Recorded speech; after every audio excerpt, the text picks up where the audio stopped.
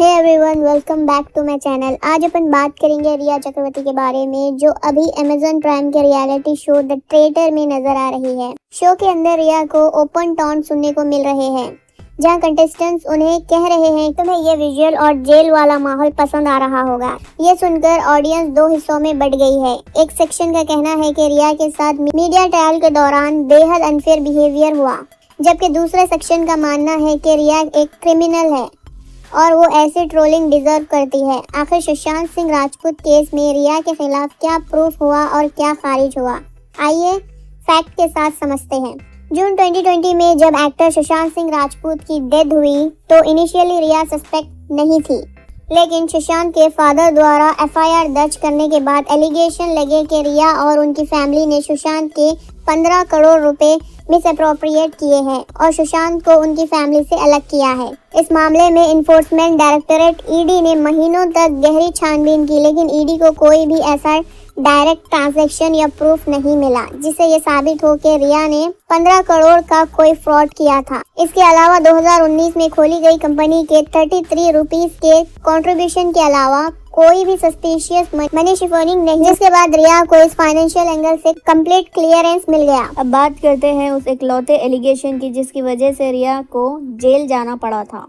Investigation के दौरान रिया के कुछ ऐसे व्हाट्सएप चैट्स और डेबिट कार्ड ट्रांजैक्शन सामने आए थे जिससे ये साबित हुआ कि उन्होंने इलीगल वाइट सब्सटेंस परचेस किया था। एनसीबी ने इसी प्रूफ का यूज कर सितंबर 2020 में रिया को अरेस्ट किया, लेकिन जो ये एलिगेशन था कि रिया की वजह से सुशांत को एडिक्शन हुआ या उन्होंने सुशांत को पॉइजन दिया, वो खारिज हो गया।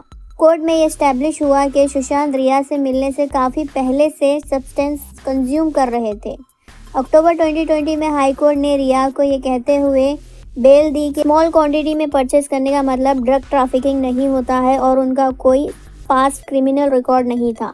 सुशांत सिंह राजपूत के केस में रिया पर मर्डर और फोर्स कन्फाइनमेंट का भी गंभीर आरोप लगे थे, लेकिन सीबीआई और मेडिकल बोर्ड की इन्वेस्टिगेशन में ये एस्टैब्लिश हुआ कि जिस दिन ये इंसिडेंट हुआ था रिया उस घर में मौजूद ही नहीं थी और वहाँ सिर्फ सुशांत के फ्रेंड्स और स्टाफ मेंबर्स थे।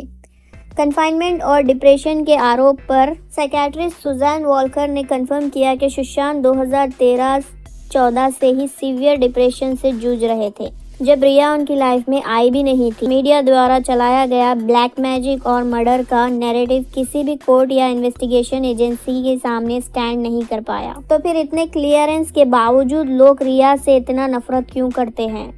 इसका बड़ा रीज़न था कि कुछ वायरल वीडियोस जहां सुशांत इंटॉक्सिकेटेड कंडीशन में थे और रिया उन्हें रिकॉर्ड कर रही थी, जिसे लोगों को लगा कि वो एक रिस्पॉन्सिबल पार्टनर नहीं थी। इसके अलावा रिया ने एक इंटरव्यू में क्लेम किया कि सुशांत को फ्लाइट में बैठने से क्लॉस्ट्रोफोबिया था, लेकिन फैंस ने सुशांत की एविएशन और फ्लाइंग वीडियोस निकालकर रिया के इस क्लेम को झूठा बोला। इन सब बातों से लोगों के माइंड में रिया की इमेज एक बैड पार्टनर की बन गई, लेकिन इलीगल मर्डर या पॉइजन देने का कोई लीगल प्रूफ नहीं मिला। हाल ही में फराह खान के कुकिंग शो पर रिया ने अपने भाई शौविक का जिक्र करते हुए बताया कि उनके भाई का करियर बिना किसी गलती के खराब हो गया और वो आईआईएम नहीं जा पाए, लेकिन यहाँ सच्चाई थोड़ी अलग है। रिया को 1 महीने में बेल मिल गई, पर उनके भाई शौविक को 3 महीने जेल में रहना पड़ा। कॉज इन्वेस्टिगेशन में ये सामने आया था कि शौविक सिर्फ कंज्यूमर नहीं थे, बल्कि वो कंस्टेंट ड्रग पेडलर के टच में थे और निगोशिएशन डिलीवरी का पार्ट बने हुए थे। डिस्ट्रीब्यूशन और पेडलिंग लॉ की नज़र में एक सीरियस क्राइम है, इसीलिए उन्हें इनोसेंट विक्टिम दिखाना भी पूरी तरह सही नहीं है। At the end Indian main stream media ने सेंसेशनलिज्म के चक्कर में ऐसी कहानियां चलाई जिससे असल इन्वेस्टिगेशन साइडलाइन हो गई।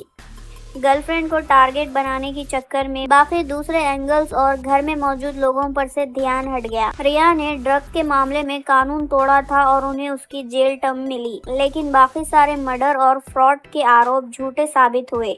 हमें वायरल र्यूमर्स के बजाय लीगल एविडेंस पर भरोसा करना चाहिए। खैर, रिया के इस कमबैक और पास्ट केस पर आपका क्या ओपिनियन है? कमेंट सेक्शन में ज़रूर बताना। वीडियो अच्छी लगी तो लाइक, शेयर और चैनल को ज़रूर सब्सक्राइब कर जाना।